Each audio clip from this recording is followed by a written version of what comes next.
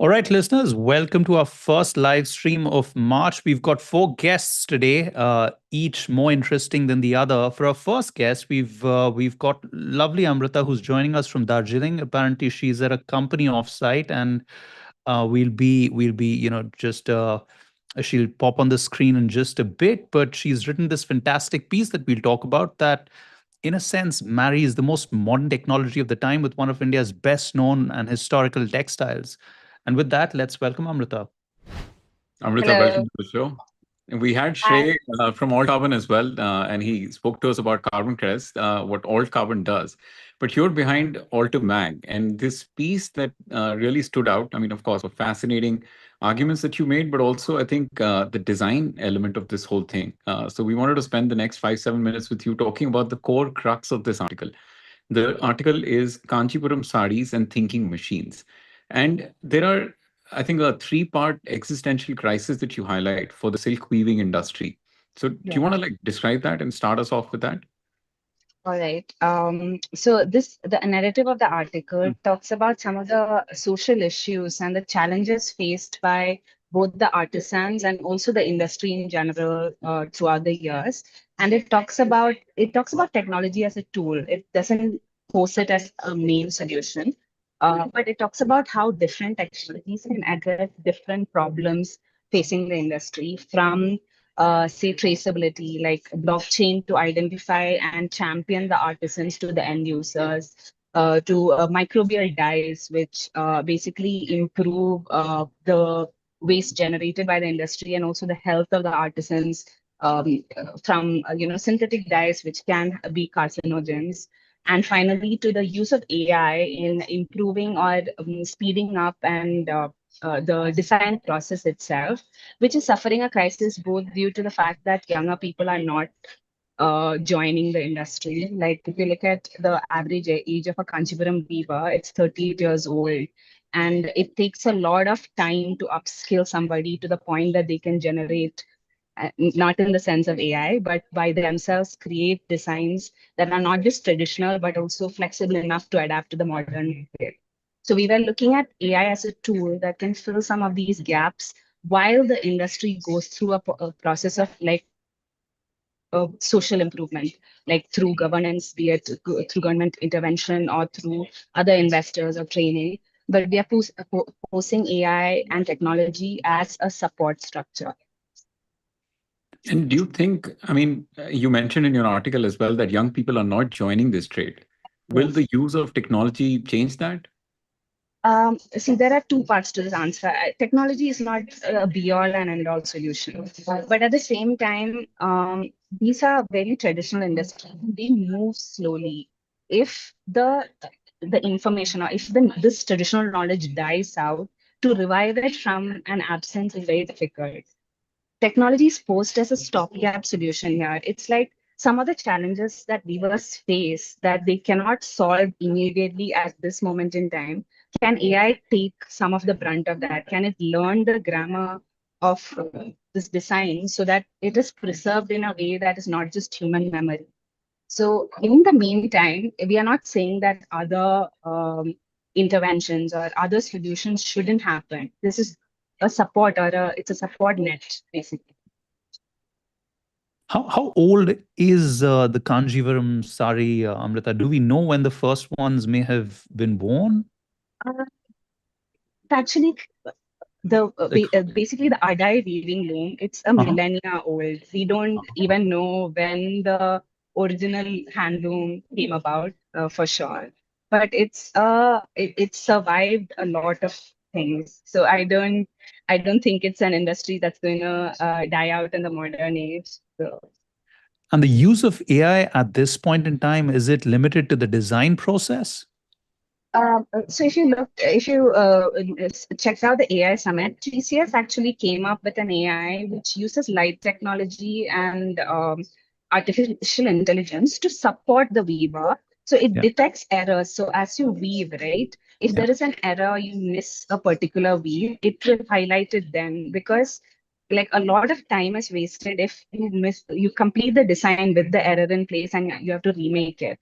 So that is one way that AI can be used. It's kind of like the typewriter. If you make one spelling error, you have to start from there is all no the way delete from option. scratch. Exactly. There's no delete, right? But the way we were examining it in the article was a little different. For instance, suppose you want to come up with an idea for a bird-based. If you look at Kanjipuram motifs, it's mostly based on nature and temple designs. So there's a lot of spiritual motifs as well as nature motifs. Suppose I want to explore with, say, the nightingale.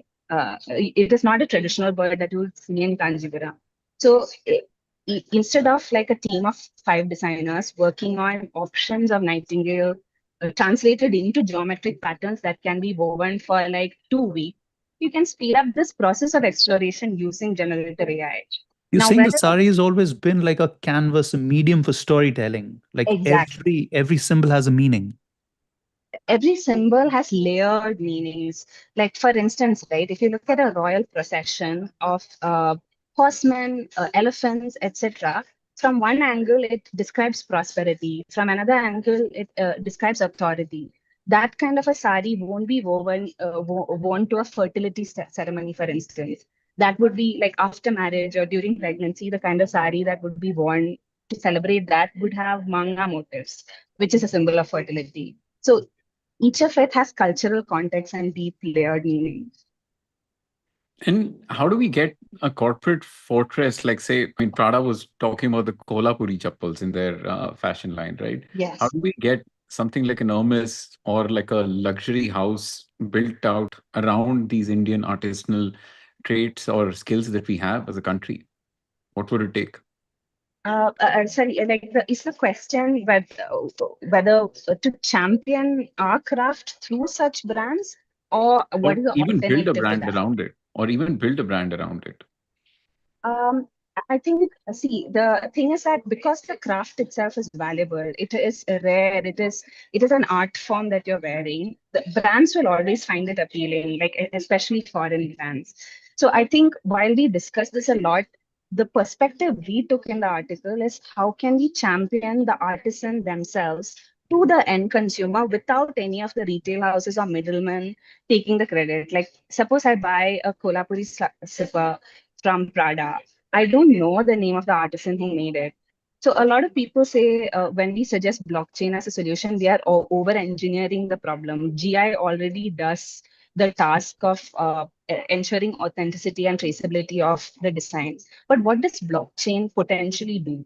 It can actually take the name of the artisan, like a mangakar. You know their Twitter ID, you know their name, you know who's telling these stories. Why should stories told on saris be any different? I want to know the name of the weaver who wove the sari I'm wearing for my wedding. It's like a once in, I mean, most people want it to be a once in a lifetime thing, right?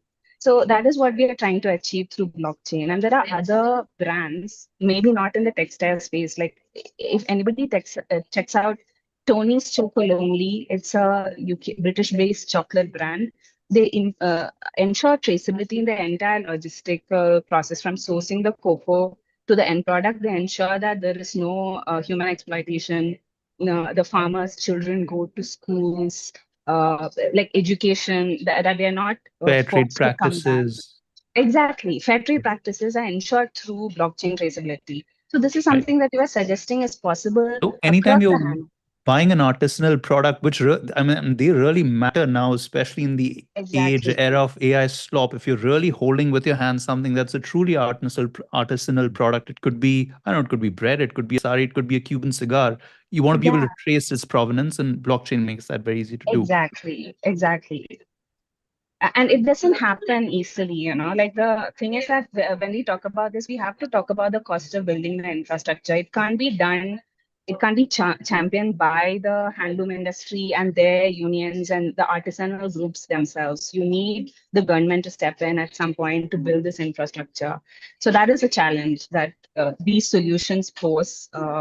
It can't always be like, I don't like that it's an external solution. Like we want a tech company to come build this for artisans. Like it would be really nice that if we could create a system where it is co-created with the artisans themselves. Yeah. Awesome, Amrita. Thank you so much for coming on the show and I, educating yeah. us. Thank you. Thank you What so much. what can we look Yeah. forward to from the Automag next? We are focusing on telling deeply researched long form stories. Like we have a few in the works. I think our next one is about to be about. It's going to be fun. It's going to be about ice cream. So please, Whoa. um, Oh, yeah, wow. look forward to the stories. You've So timed it getting for the into the summer. summer season, yeah. All right. Enjoy your offsite in Darjeeling. Thank you so much. Thank you. Thank you for having me.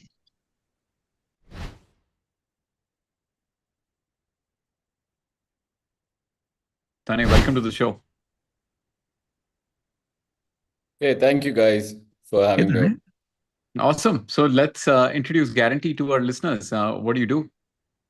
We're a product company with strong tech capabilities and brilliant distribution spread across the country.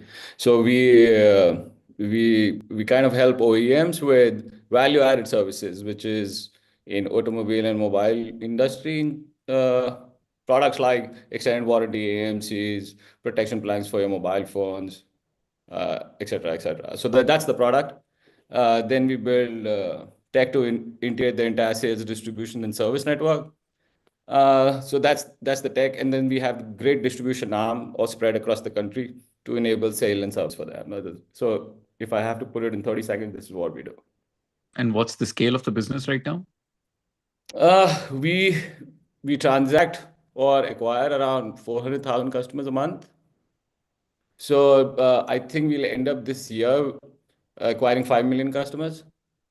Yeah, so that. And what's your definition of a customer, Tane? Is it distributors, retailers, the whole chain? No, it's the end customer. So it's the end customer. It's the end customer. So it's the customer who's actually bought, for example, that two-wheeler and has bought our product, or it's the customer who's bought that mobile phone and has bought our product. So that's the end customer for me. And extended warranty is not a problem that most people think about solving. Like, it's an unsexy business. How did you discover the problem, or why was it something that you were uniquely positioned to solve?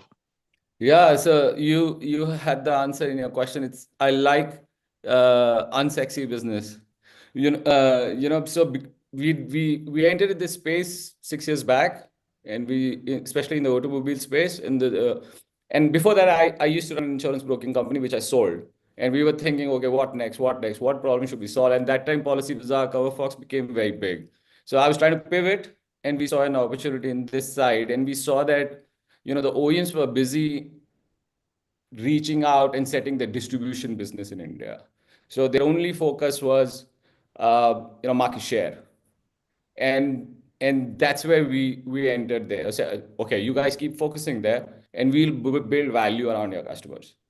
Then maybe I'll quickly share a story, and you can share similar ones straight from the field, right? I remember once someone told me that the automobile aftermarket OEMs that sell, I don't know, headlights and brake shoes and so on and so forth, sometimes on their box will have like one of those scratch codes, so that when it reaches the garage, the mechanic can scratch it and avail like some sort of an incentive, and that gives them an added incentive of recommending one commodity product over the others. Do you see other examples like that in the industry as well? See, my focus has been really to add value to the OEM. By that I mean, if I add, how can I uplift their brand?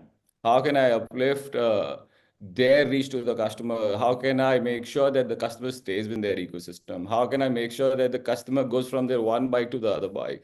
How can I make sure that he never leaves their ecosystem? That's my job. So I look at things from that lens. So there's nothing short term that we do. If we introduce a product, we are looking at a life cycle of that customer with the OEM for next 10 years. But OEMs could pretty much build all of this in-house, right? I mean, at least the extended warranties, and some of the OEMs do offer that. Yeah, so extended warranty is a very basic product. So it's really in terms of revenue split for you, is extended warranty one of the biggest? In the two-wheeler space, extended warranty became very big. Then we had integrated their entire service network also. So if they want to do it themselves, then they'll have to interact with the insurance companies. They have to take care of the regulators. They have to take care of claim settlement, etc., etc. So what we did was, we didn't stop at the product. The product engineering is very limited there. Yeah. So then we engineered the service. Then we engineered the service delivery. Then we kind of made sure that they don't need to go anywhere. They use our application. They, as in their service centers, use our application, and it's real time settlement of claims, etc., etc. So we continuously keep adding value to their customers and their dealers, whoever falls in the value chain. So they don't want to disturb that. themselves. And then suddenly it becomes so big, so we've underwritten 15 million of their customers. They don't want us to they want us to take care of them for next 5 to 10 years.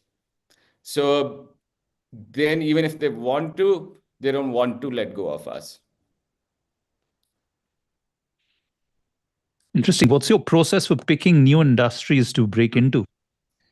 Yeah, so this is interesting. We started with automobiles, especially two-wheelers, and we engineered that part. So we work with likes of Honda, Suzuki. So between them, 40% of the two-wheelers in India today you see on the roads might have been underwritten by us. So when we reach to that scale, now for me, the next leg of expansion for two-wheelers would have been going after a Hero or a TVS. So either of them, if I get into my fold, will become the largest player in this space in the country. So, but it takes time.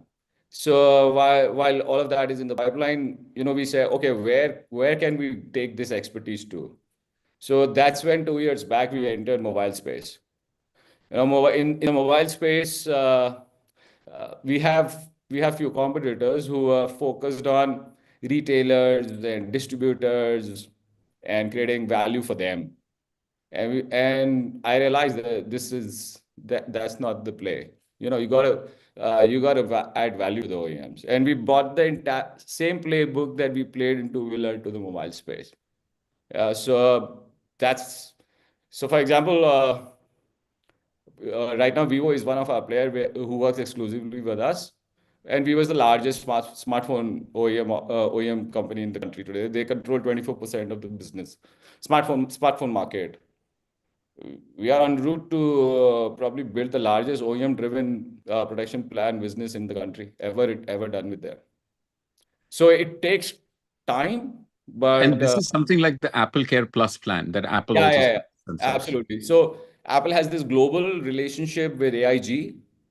Yes. I mean, Chinese smartphone manufacturers were not focused out here. So they were busy capturing the market share.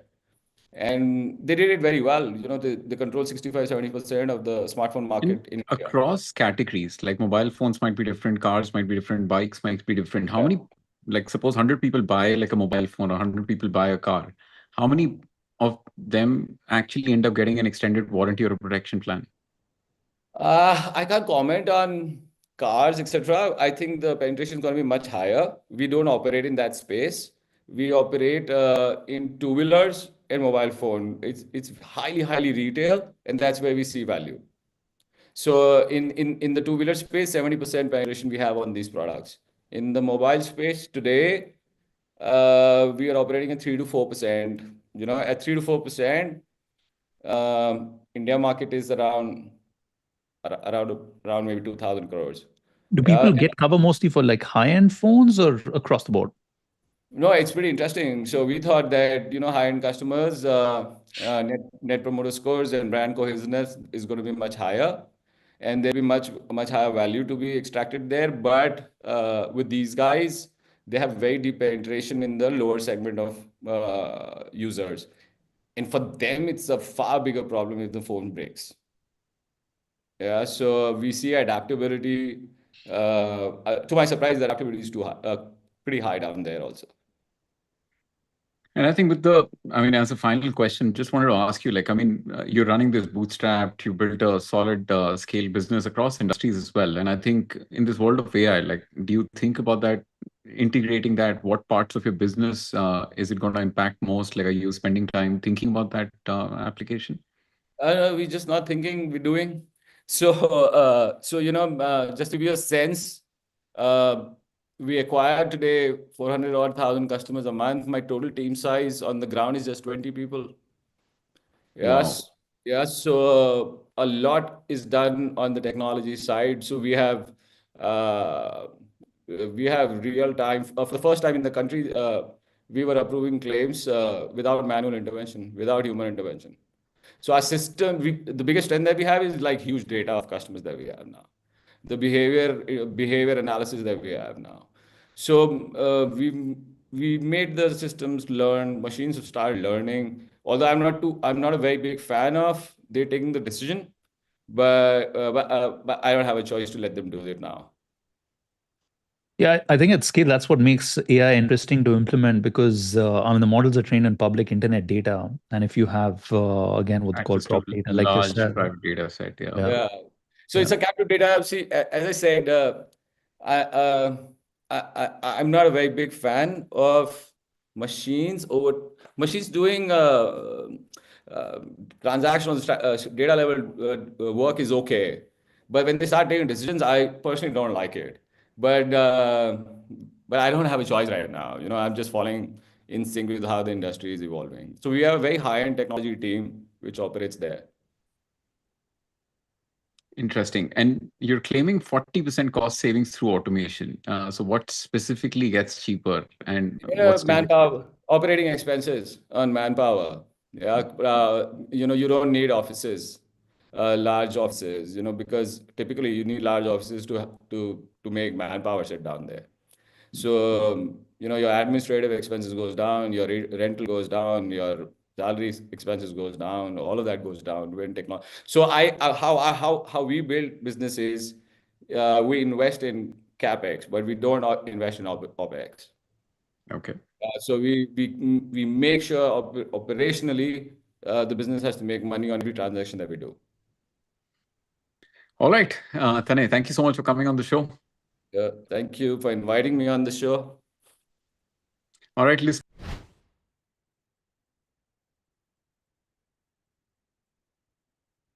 Hi, what's up?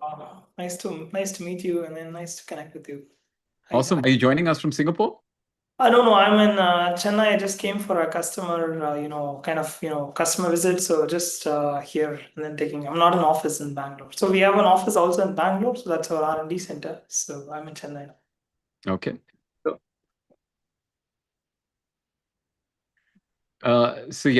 I mean, why don't you explain what OptoML does for our listeners? Yeah. So OptoML, we are a low power AI inferencing company. So we build chips which are like 20x energy efficient than the conventional compute. And this is mainly used for all the AI inferencing. So it can be edge, like you have a drone where you want to run AI capabilities on it, or a data center. So that's where the unique USP that we bring in. And then we bring in through a new technology called analog in memory compute, where it's like, the compute resides in the memory, because that's the major bottleneck of AI compute now. Conventional compute is mainly like you have a lot of arithmetic going on, a lot of general processing going on. Now it's all about data movement, right? So there's large data movement, large models are running. And so that is where the paradigm shift in the compute is needed. That's what we are working towards. So just to make the technology more accessible, what is analog in memory compute? Like you're basically doing compute in the memory, but if you're already building faster and faster GPUs, will this matter? And will this efficiency advantage that you mentioned last for long? Yeah, I mean, you can really think as a brain as a very good analogy, right? So it's like, I mean, I just want to little bit take kind of inspiration from neuromorphic computing to explain this concept. So basically, if you look at our brain, it's a very efficient system. It takes around 20 watts of power to process all the information. And there is no like a memory in a brain, right? So it's all about neurons connecting. That's how if you take an AI model, it's all about deep neural networks. The neurons are connected to each other and the neurons fire. And in brain, it's an electrochemical reaction where the neurons are connected and they fire, right? So that's how the intelligence perception comes as a kid. So you learn things, you perceive, and then the neurons connect.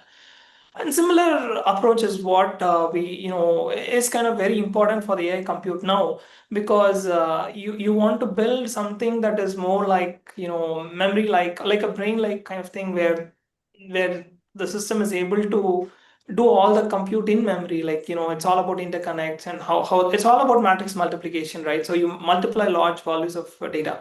But if you do it in digital, right, even if you have faster GPUs, you're gonna burn more silicon area and more power in the end. So that's where we are also able to get like 10x area efficiency through our approach. So all these things come together, helps you in latency, in operational cost, and also like, the efficiency, and also the cost of the chip goes down. So these are the major advantages that the customer gets as a ROI for this innovation.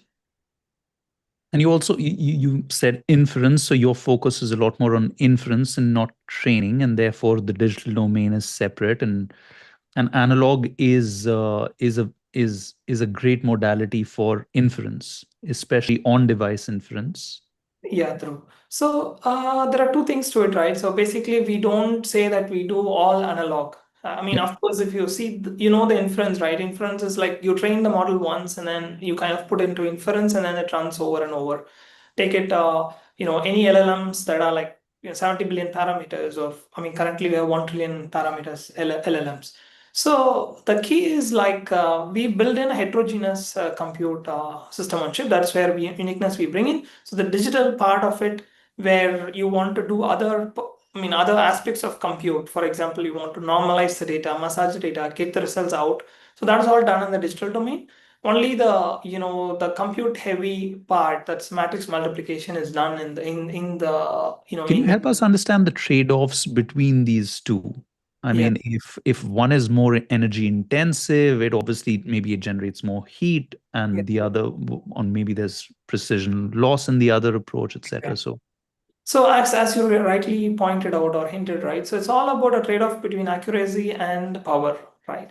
But inherently, if you take deep neural networks, you don't need absolute accuracy. For example, if you do 2 into 2, it need not, it can be 4.1, it need not be 4, for example, right? So, and then when you do it at the matrix scale, you can always quantize the models. There is noise-aware training that you can do to the model, and then you make sure what you're building is the full stack of it. I mean, the full stack to it is like we kind of build till the reference solution to the customer, and of course from there the applications and other aspects of it is a long journey for the product. But what we are planning to do is like we kind of bring in all the system aspects, the noise, the accuracy part of it, right?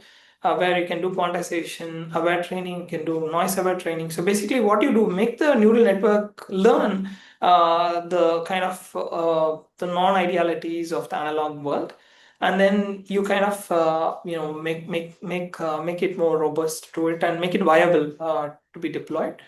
At the same time, if you look into the digital side of it, right? So digital is always needed because all the data outside is digital, right? If you look into it, of course, there can be some directly data coming in from the sensor that can be analog, but predominantly all the data around is digital.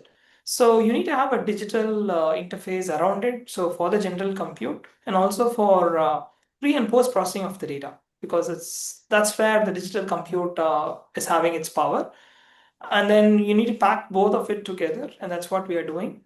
And then we are doing it not in a very exotic technology where it needs maturity. The technology is available, so we are using our innovation to build memories that can be compatible with the digital, and that is doing analog compute.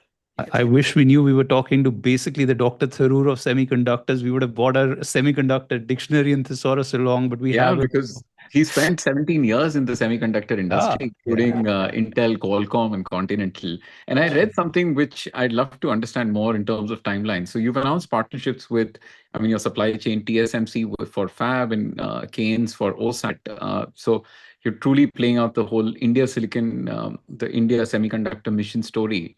But you announced something about a tape out with TSMC. The 12 nm tape out is done. What does it mean if you were to explore this latest milestone in your journey? Sure. And how far are we to a fully working tested chip? Like, what are the risks that lies? What are the timelines to coming to market? Yeah.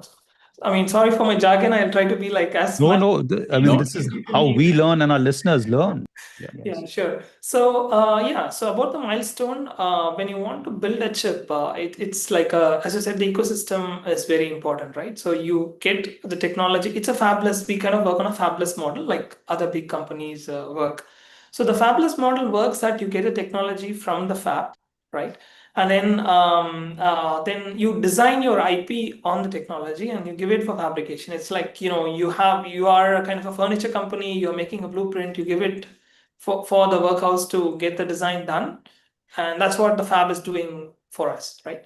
But getting the technology is a major thing, because you get to do, I mean, you are subjected to a lot of due diligence from the business side of it, and also from the technology side of it, how capable you are, and also how because the security of the technology is very important. What if that you contaminate it? So that is a fab aspect of it. So we kind of worked very hard to get the technology access. And from there, you need to have all the tools and flow to design it, because these tools are also, it needs a lot of what to say, legacy and multitude of tools to make the chip work on it, because you are working at 12 nanometer. There are a lot of masks, there are a lot of design tools around it. So all these have to be met. So this is the tool part of it. On this, maybe I'll ask you to help us understand what photonics is. I think that'll be a great, quick one-on-one. Yeah. Sure. So the photonics part is like, basically we kind of, the data, as said, the data movement is very, very critical, right? If you're passing the data through copper, then there is a limitation of the physical wire. So we want to change the media and then make the data flow or the interconnect between them using optics. So that's where you kind of get an optical highway where, as I said, the data is a bottleneck. And then if you have an optical highway, it's like you have like an expressway where the, Is it like with copper, does like Ohm's law get in the way, like resistance, etc.? Does that lead to a problem? Yeah, I mean, it's a speed of it, right? Because copper is subjected to a lot of parasitics. So, I mean, there's a physical media like that. It can go. It's like, I mean, you can just think it as a wireline broadband, right? You had the wireline broadband, and then now we have the optical fiber. So you really see the difference in it, like how much throughput you get. Similarly, you can imagine through it. So it's like it's limited by the physics of the transmission media. You can say. And your recent $1.8 million raise that you've announced, congrats on that milestone as well. Yeah. Where does it take you? And I'm guessing your journey will require a lot more capital as well. And what are the milestones you're looking at? Yeah, go ahead. Yeah, what are the metrics that you think you need to hit in terms of scoring a big round? Sure. I think, so currently the test ship, has to be functional, and this is a very big milestone that we achieved within 11 months, and then it's a new team using our capital efficiently. So we believe in utilizing the capital very efficiently and then work on it.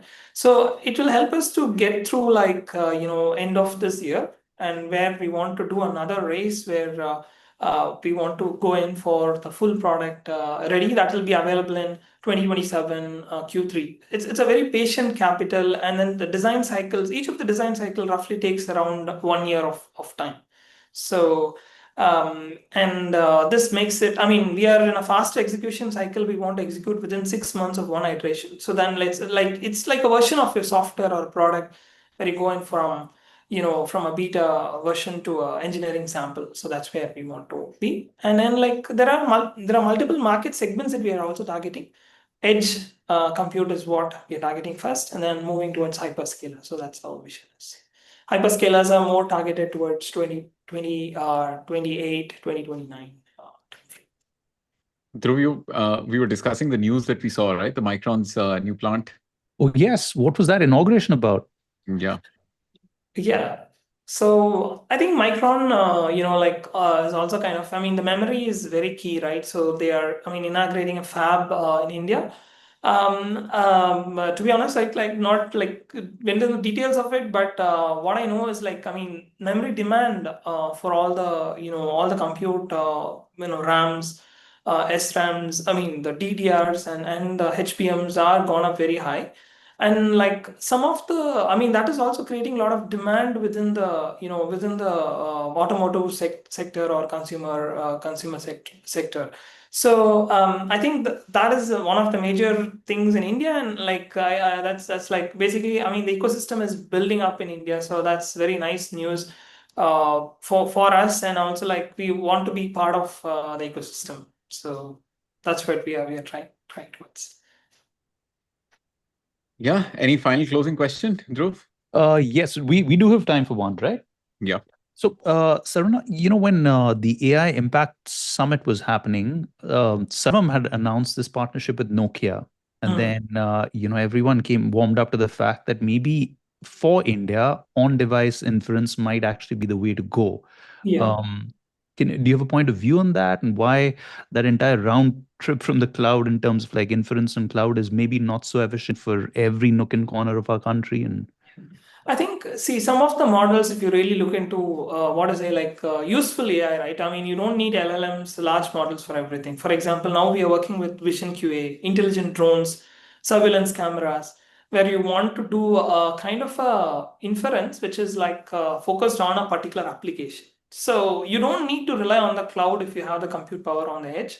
And then you can do a lot of heavy lifting on the device itself, and then pass the data to the cloud for the database. One very natural question is, what if the weights change, or what if you want to switch models? Then how do you can you do that? Yeah, I mean, it's like we build our technology on SRAM. So basically, it's like writing into a memory, right? So we can write the weights into the memory. So we have a programmability, and if you just have so you can reprogram. Yeah. It's like you have connect to the to the device through internet, and then you can. Yeah. I think we have time for one more question.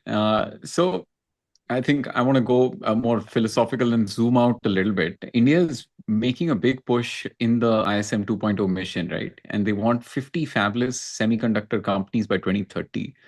Where do you think we're at in terms of this journey of achieving that target from a founder perspective?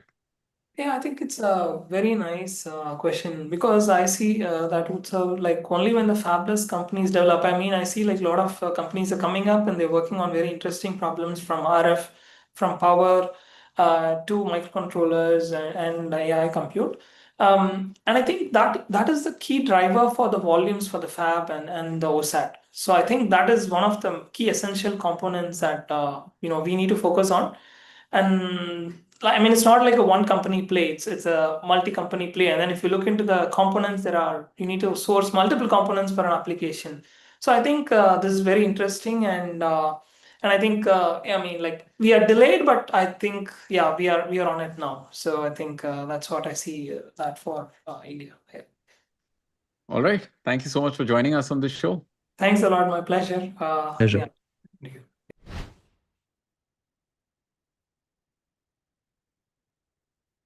Welcome to the show. Hey, hi, how are you? Loving your LinkedIn post, by the way. You're truly building in public, and we have a very common friend who was excited to tune in. I hope he's tuning in. He said, Karan Kumar, I don't know if you know him. Yeah, I know. He was the one who introduced us to Lightspeed. So he's pretty much responsible for whatever is. What a shout out. today. What a shout out. He's, of course, stuck in Dubai right now. So I hope, I mean, everyone who's there or affected by the war, I think, is staying safe, and hopefully this passes us. Let's introduce Gushwork to our listeners. What do you do? What does the business do? Yeah, so we pretty much help small and medium businesses get more customers and get more leads from this new emerging marketing channel that is AI search engines. Pretty much like every time a platform shift has happened, there has emerged a disruption in the way marketing budget is allocated across channels. Be it when Yellow Pages came in, Google came in, Facebook came in, etc. So now we have perhaps the biggest platform shift that has ever happened in a digital world. And we are seeing that pretty much as we are building this as well, and how the tailwind is affecting the ROI that our customers see out of our product as well. So that's pretty much what we do. Yeah. World is moving from SEO to GEO. And is GEO the same as AEO? Or what's the terminology that's being popularized? I think the jury is still out on what's going to be the terminology that sticks. But pretty much, I mean, the fundamentals and the first principles of marketing is still not very different, and that not just applies to search, a traditional search or AEO. It also applies to Instagram, LinkedIn, etc. as well. In my opinion, any organic content channel, where every time you create something on your native platforms, you need to add value and answer someone's question, and then you have to figure out a way for other people to promote your answers, which is called backlinks in this universe. But pretty much that those first principles still hold true. The form factors and the specificities and the nuances have gotten more complex and more algorithmic in nature than it used to be how manual it was. But to answer your question, Utsav, now at least the popular term is AEO, as popular as by HubSpot right now. But But yeah, LLM SEO, AEO, GEO, etc., whatever you want to call it. We are not using any terms right now. We just say get leads from AI search engines. And that also encompasses traditional search engines like Google, which is introducing AI overviews. And in about a year, we'll stop seeing the links pop up there. So everything will be AI search. There's nothing called traditional search anymore. So that old world of search engines, you'd query something and you'd get a set of pages with links. Now you ask a question, you get a very synthesized response. Maybe you could just help us understand how the architectures of the two systems are different, right? Like search engines pretty much used to be like retrieval systems. AI is just different. But more, from an actionable standpoint, people who care about brand visibility, how should they be thinking about this? How should they be refactoring their websites, their content, and so on? Yeah, Dhruv, I think sends two questions there. Question one is, how is the architecture, the technicals of this ecosystem different? The keyword world and the prompt world, how they So I think very interestingly, I'll try to not go super technical, but to answer your question, Dhruv, so fundamentally, what's happening is, let's say earlier you needed to, let's take an example. You needed to, let's say, plan a trip to Goa. Now, to do that, you would yourself search maybe flights to Goa, and maybe MMT would prop up, you would book your flights. Then you would maybe go to Airbnb, look at a villa, and then book that villa. Then there would be a third search, maybe a month down the line, looking at like things to do in Goa. So Little Black Book's website would pop up, or some blogging website would pop up. Now, instead of that, now this broken search from the first conversation to actually the experience happening, that's pretty much like a long drawn month to 2 month process. And here is where a lot of drop offs happen. But now what you're asking is, hey, can you build me a 10-day itinerary for Goa? Please include the flight details and stuff like that. Imagine you are like a specialized travel blogger or something, and then you would have like an elaborate prompt around it. So now what's happening? Does this mean that the search is not happening? It's still happening. But the agents on the back end are being spun up by these models, and they are in turn breaking down your question into multiple search terms and actually searching pretty much the same results that you used to search for online. So what's happening is, I call this TAM explosion. So your engagement time with ChatGPT or Claude or search is actually increasing. And AI search is not actually competing with traditional search, but is actually competing with word of mouth, referrals, and socials. So all the questions that you would ask your friends, all the questions that you would not ask for social stigma, all the questions that you would consume on Instagram are actually now coming to ChatGPT and Claude. Now, that's why what I feel is there is a massive explosion of searches happening. In fact, very recently, Sundar Pichai had a podcast with Verge. He mentioned 15% of questions asked on Google or Gemini every day is never before seen in the history of mankind. So pretty much the number of questions we are asking on the internet is growing 15% every day, the distinct queries.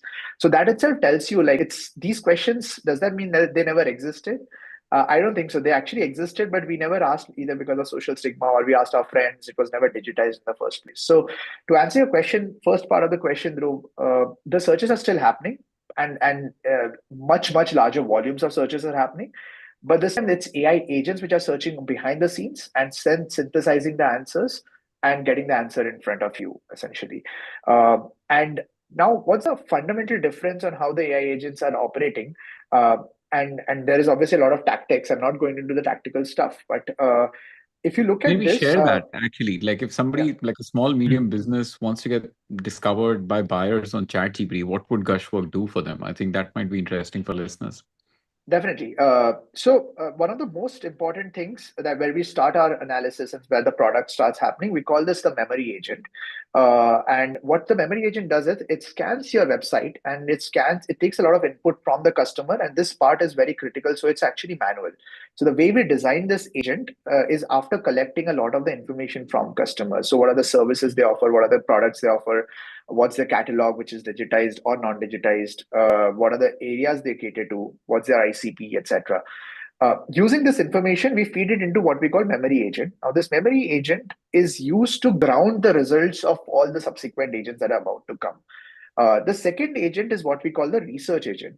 Now, research agent is going to try and hit multiple databases like SEMrush APIs, Ahrefs APIs, Google Keyword Planner APIs.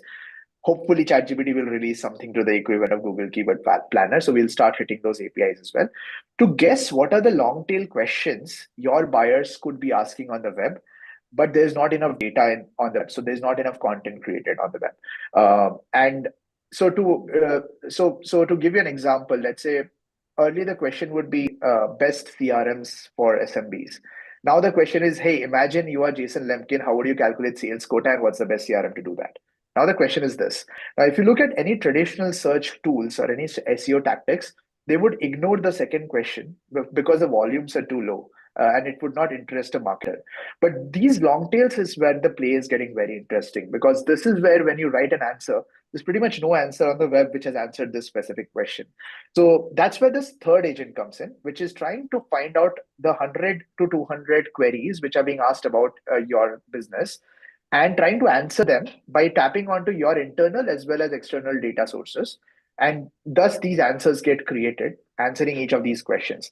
Now, does it mean like all of the pages and all of the page answers we create gets cited? It's not the case. We create about 100 to 200 assets in one shot, and we continuously keep updating them based on the signals and the mentions data that we get from ChatGPT, Gemini. So for each of these queries, we start seeing if your brand is getting featured or not.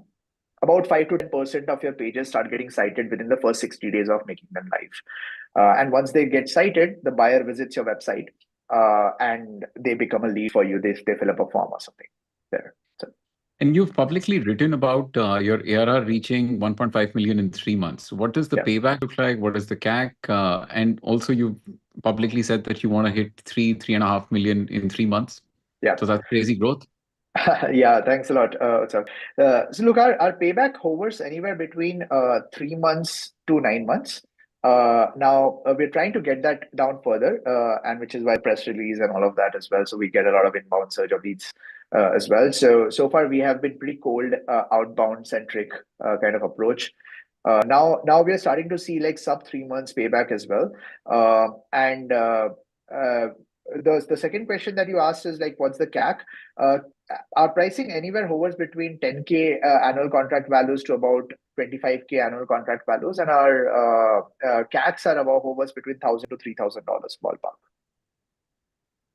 And do all models react the same way, like agents from all models? Like, Perplexity was, I think, the one that started off this AI search wave, right? And now I think they're still finding their mojo, but like, does ChatGPT search, which came later, or like Claude internet search works differently?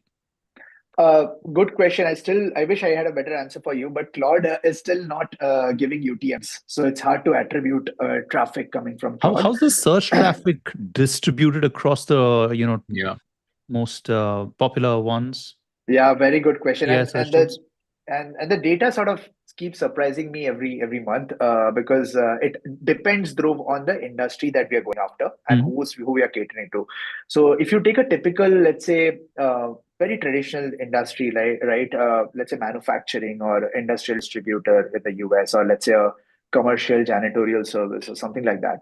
Now, these types of customers see a very heavy distribution on traditional search as well as copilots and a little bit of ChatGPT as well. And when I say little bit, typically we measure two things. One is what is the bot traffic to human traffic, and then what is the lead share as well. So that bot traffic is approximately, let's say, 20% skewed towards AI search and 80% towards traditional search industry engines for these traditional industries. Now, the same thing you apply to a SaaS, let's say something which is catering to dev tooling market. Now, there you see a very heavy share of AI search engines on both the bots being sent as well as the lead share that you are seeing as well. So that's how it honestly like differs based on industries. The natural question is,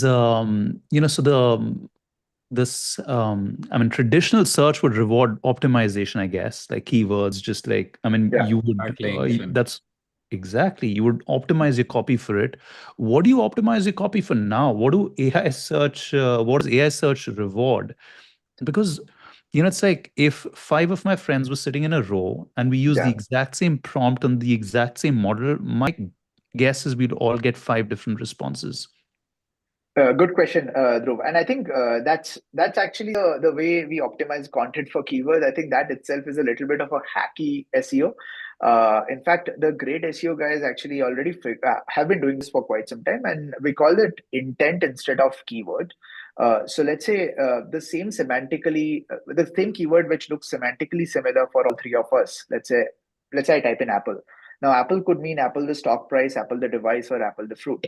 Now, what is ChatGPT going to show? It's going to depend on what your past searches have been. Now, if you have a little kid at home, it's likely going to show you Apple the fruit, and all your queries are around about grooming a kid or something like that. Now, this is what we call targeting intent as opposed to targeting keyword.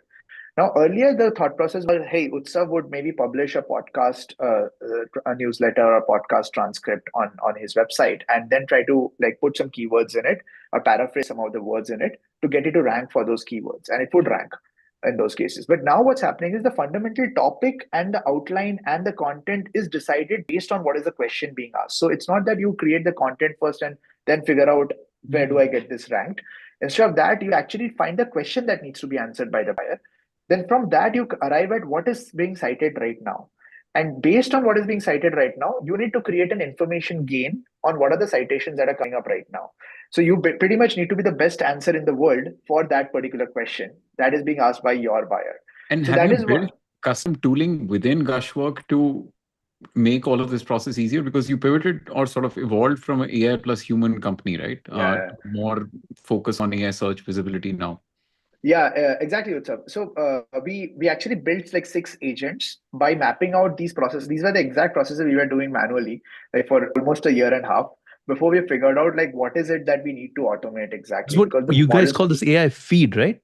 Yeah, we call it AI feed. So it's sort of like a parallel to RSS feeds when Google came about. But AI feed is sort of a way to create content on website at a very high velocity. So typically, if you notice, there is always a lot of traditional SEO marketers frown upon the fact that you're creating content at high velocity. But it's also the fact of the matter is that LLM's ability to consume text is also much higher than humans. Now, Webflow, WordPress, or any traditional CMS is designed to produce content manually and manage them manually. Now, they're traditionally people have not published more than 15, 30, 100 blogs a month. This is the first time we are going into a case where the content creation velocity is as much as Instagram's or LinkedIn's is. So that's why you need to think of websites as an asset where you actually create everything that your brand represents, all the questions that your buyers have answered them. And don't think of it as a blog 2.0, but rather think of it as a news feed, which you're consistently streaming to LLM searches in a fresh signal-led manner that allows LLMs to map out what you are, who you are, what are your strengths, what are your weaknesses, what's your pricing, what's your case study, what are your testimonials. So earlier, we need to sort of start getting rid of the fact that a human is going to come and read all through the content, and you need to have a visually appealing page. So that's the thought process essentially around calling it an AI. Machines reading content, machines doing commerce, machines doing everything basically. So agentic everything. So as a final question, congrats on the 9 million raise as well. 3 years out, crystal ball gazing, where does this industry head? Good question. I think one of the I know first 3 years things is a very long time. 3 years back, we didn't even have ChatGPT. Let's reframe that. Let's do 1 year actually. Good question. So again, it's changing every couple of months as well, and things are what seemed impossible earlier is seeming possible every passing month. I think 2 things will definitely happen. One is we'll see some sort of a connection between websites and LLM crawlers directly. Players such as ourselves, as well as traditional CMS companies, will try to figure out a way to expose the architecture of a website within UI of Gemini and ChatGPT. That actually will allow us to fulfill the loop within the UI of Gemini itself. So today, people are getting worried about not visiting websites, but maybe they don't need to exist. The websites are just databases, and the UI could be Gemini or Claude, essentially. So being able to fill up a form or being able to schedule a demo or signing up for a product, all of these workflows can be done if there's a sort of MCP-like layer between websites and LLMs. So that's one thought process which I think will be a reality sooner than later. The second thing is people will start thinking of this channel more as a brand marketing channel than a direct marketing channel. So earlier there used to be like a clear attribution. Hey, this is the query I'm featuring for. This is where I'm getting a lead for. This is the CAC of my SEO. This is the attribution. But I think it's going to be like pretty much table stakes. It's going to be very similar to billboard advertising, where you have impressions and then you get leads. I'm sorry to interrupt, but if Yeah. you were to give like 3 points of well-meaning advice to founders, a conversation they should be having with their marketing heads tomorrow morning, what would it be? Don't ignore these channels. Channel arbitrage is finished like radically fast. So you need to like move ahead. And there is an arbitrage for every channel, which you need to capitalize. Second is don't be paranoid about trying to balance marketing for humans and marketing for AI. There's a lot of things that are temporal in nature. There are a lot of things which seem tactical today and illogical today. They might actually be the future itself. So these are the two big things. It's not three. No, I think the biggest problem we face is principal Three is agent made up, by the way, problem. all of that McKinsey stuff. It doesn't always have to be three. 2 is good, 4 is good. Yeah, Dhruv. No, I think it's largely principal agent problem or like innovator's dilemma. Most companies are facing that, hey, I'm getting so much traffic already. Like, what do I do? How do I integrate you guys, etc. So that's my 2 cents on adopting to this channel. Founders get to work. All right. That's a solid note to end this show. Thank you so much for coming. Pleasure meeting you.